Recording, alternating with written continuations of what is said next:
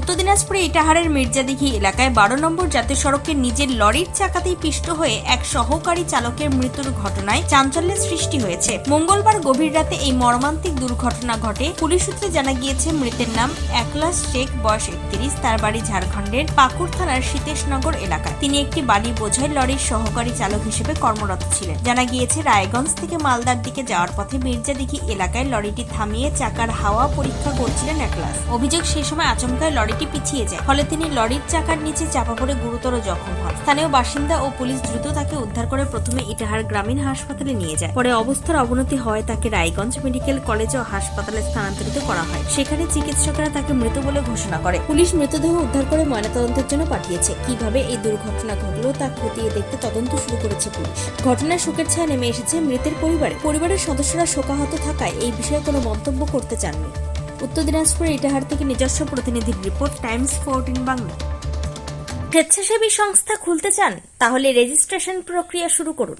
যে কোনো এনজিও খুলতে চাইলে এনজিও কনসালটেন্সি আপনাকে স্বেচ্ছাসেবী সংস্থার নিবন্ধন করাতে সম্পূর্ণ ডকুমেন্টেশন তৈরিতে পূর্ণাঙ্গভাবে সহায়তা করবে।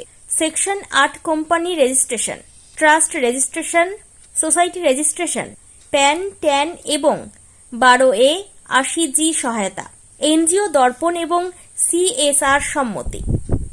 এখনই কল করুন 8345817300, হোয়াটসঅ্যাপ করুন 9434187666 এই নম্বরে।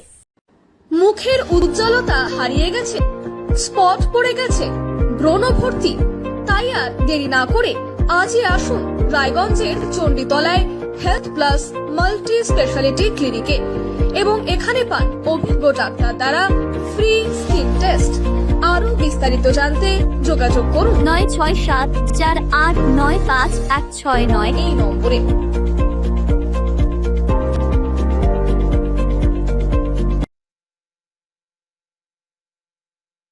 আজ তোমার বিয়ে সাজলো নতুন সাজে।